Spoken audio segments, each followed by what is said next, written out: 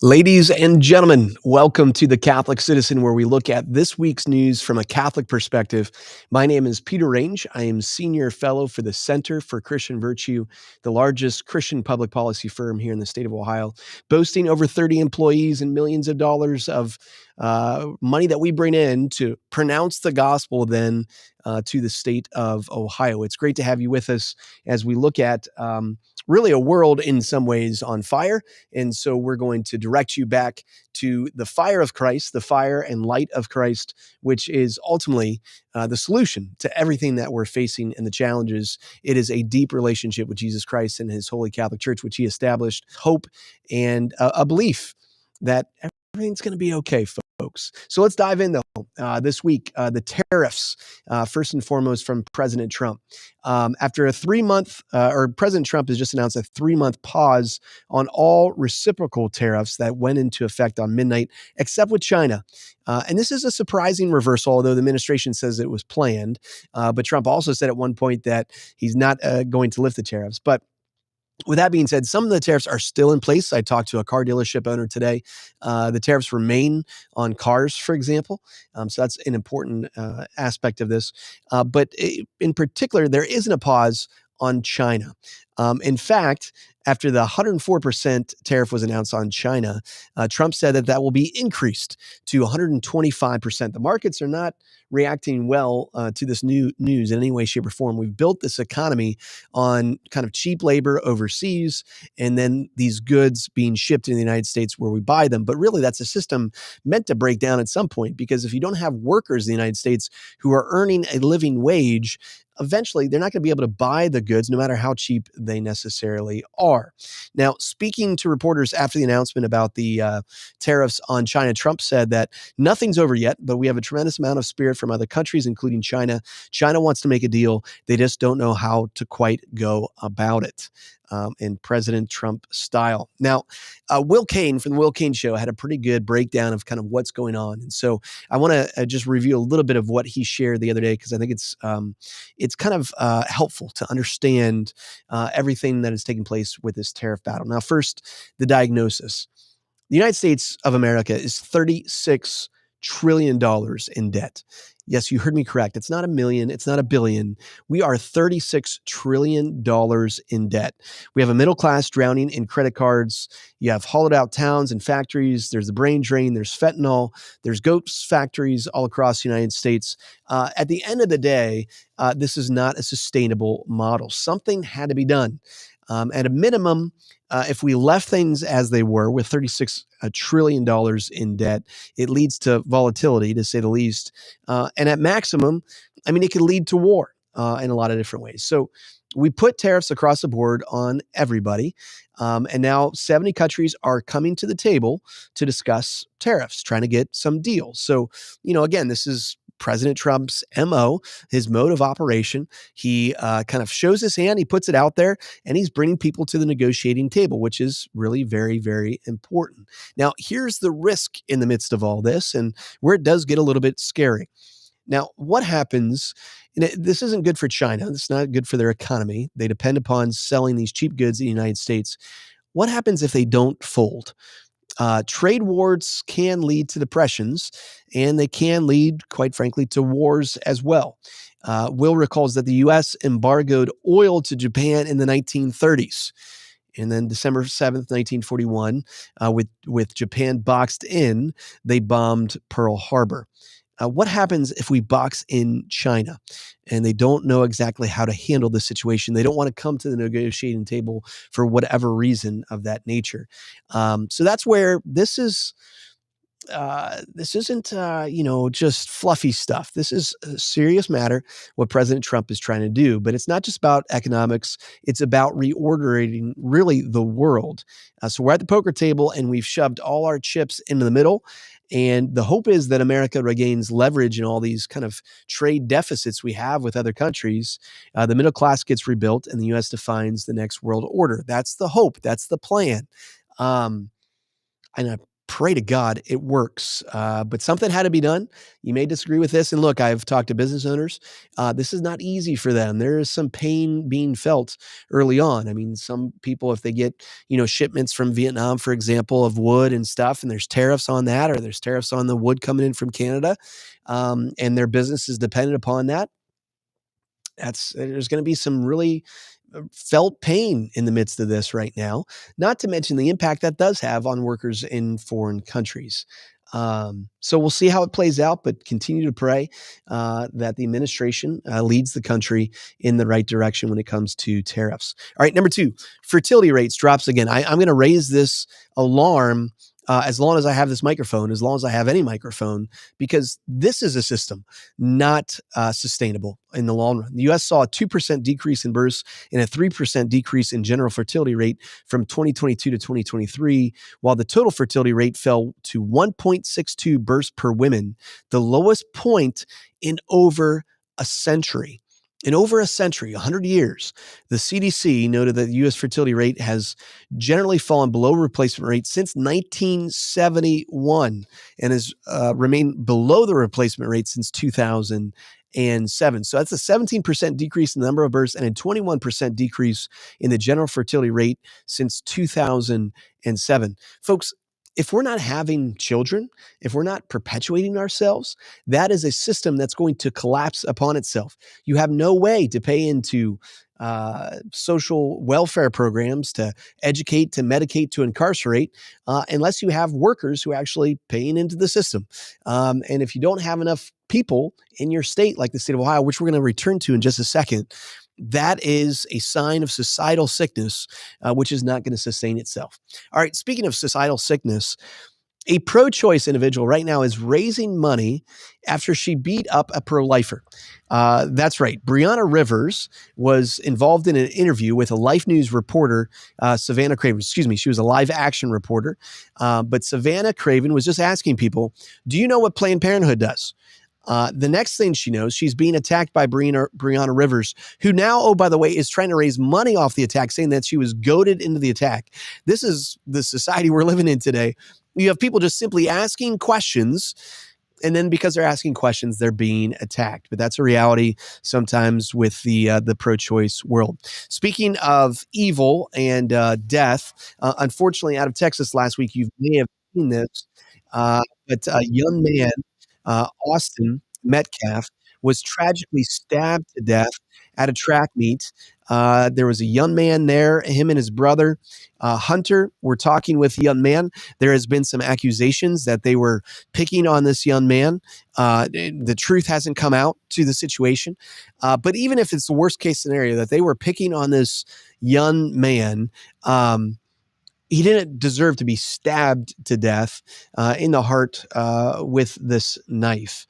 Hunter turned around. Suddenly, he held his brother, then tried to stop the bleeding as they were then trying to do CPR and everything of that nature. But this was his twin brother he lost. It's the Frisco school community.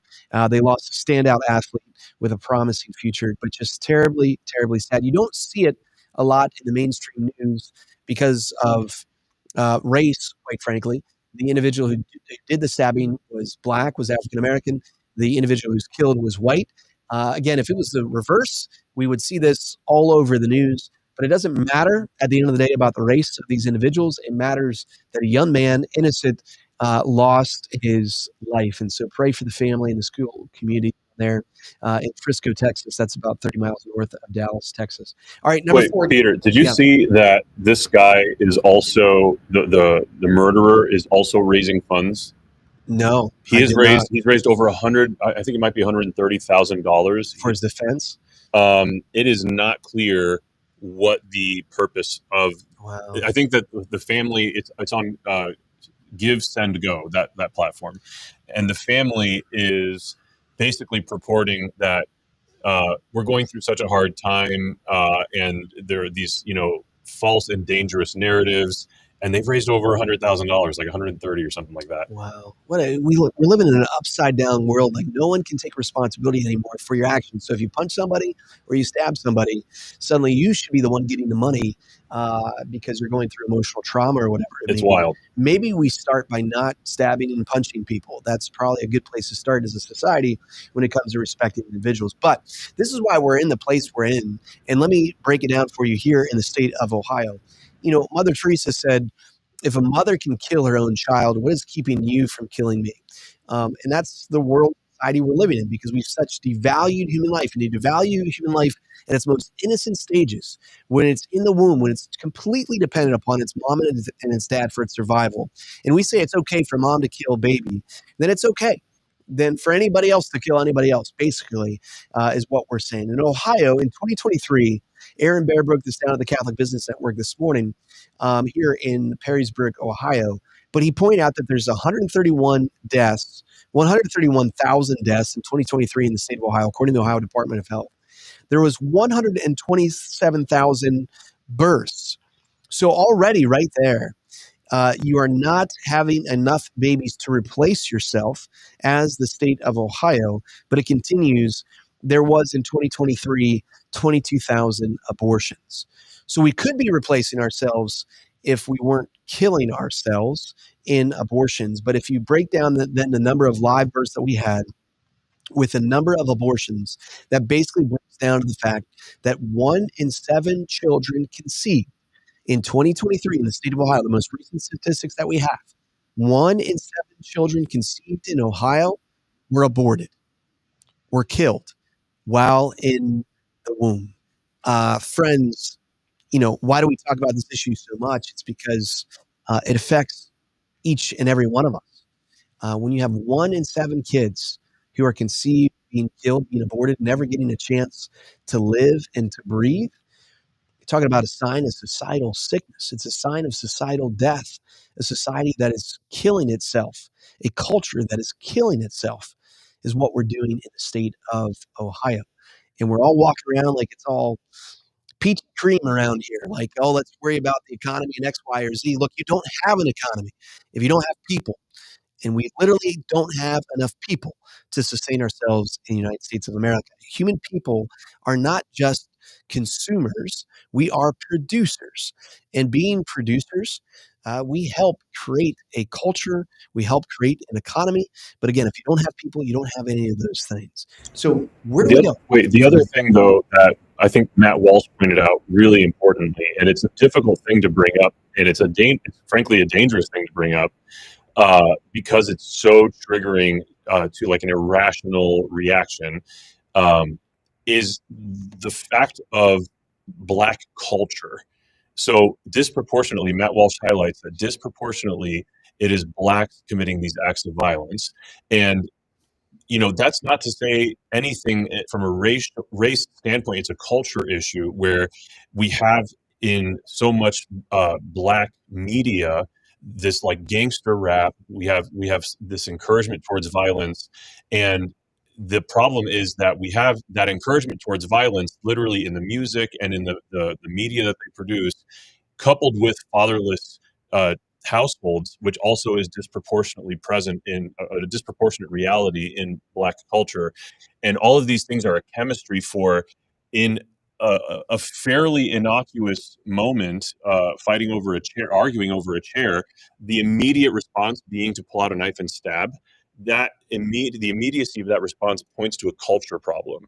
And Matt Walsh, I think, very bravely highlights this. And I'm probably going to get skewered for bringing it up, but the statistics are there. What are your thoughts about this? 2 things. Matt Walsh can't hand a candle to this show. Number 1. So don't bring up his name again. No, I'm just kidding. We love Matt. Number 2, I would say that that is the first level of this. The second level is what you mentioned, though, whether it's white culture or Black culture. It's whether or not the father is involved and engaged in the home. So you see the same types of violence, the same type of drug use, the same types of educational challenges where kids struggle in school if they don't have their dad in the home. So the Black population has disproportionately many more fathers not in the home. A lot of that, there's 2 things. One, the sexual revolution, which broke down the family in this nation, but also government welfare policies, which disincentivized marriage, particularly in poor communities and African American communities as well. And so those things have led down. When you have 70%, close to up to 80% of kids born in the African American community without the father in their household, that has all the detrimental effects that we see on all the issues we're talking about: poverty, violence, domestic abuse, all those things.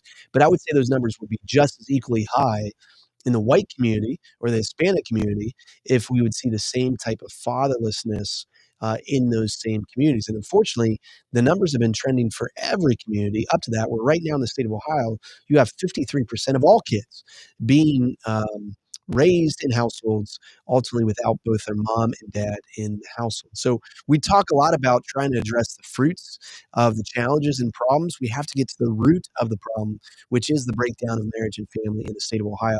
And absolutely intensely, if we focused on that in the African American community, that would be a tremendous help in helping reverse some of the trends that we're seeing in that community. But it goes across the board: Black, Hispanic, white, when it comes to the importance of having dad in the household. All right, I got to go. So last thing here is, what do we do moving forward?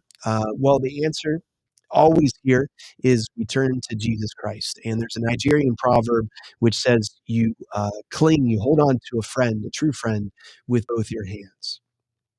So Jesus Christ is someone we have to hold on to with both our hands. We have to cling to. We have to challenge ourselves to kind of grow in holiness, to be the saints that we've been called to be. Someone came up to me after the talk today, a good friend of ours, David Hank, and just mentioned, well, what do I do? I heard all these statistics about marriage and the family. What do I do? Well, the first thing that we have to do is we have to pray. We have to go to the Father and just be with him and pray with him about what he wants us to do. But it starts with a relationship with him in prayer. Secondly, then it starts within the four walls of our home. We challenge ourselves. We commit to being the best husbands, the best fathers, the best brothers, the best sons that we can be for our culture and society today. Number three, you go to your local church community and you help your pastor do something when it comes to promoting, supporting marriage in the family. At CCV, we brought in a group called Communio. You can find out more at communio.org for local parishes, local churches to take advantage of their resources and materials. They're not just a program, but they're a way of reaching out to folks in the community to build a marriage culture at your church and parish. Maybe it's Communio, maybe something else that your church needs to focus on marriage and family. And then lastly, look to your workplace.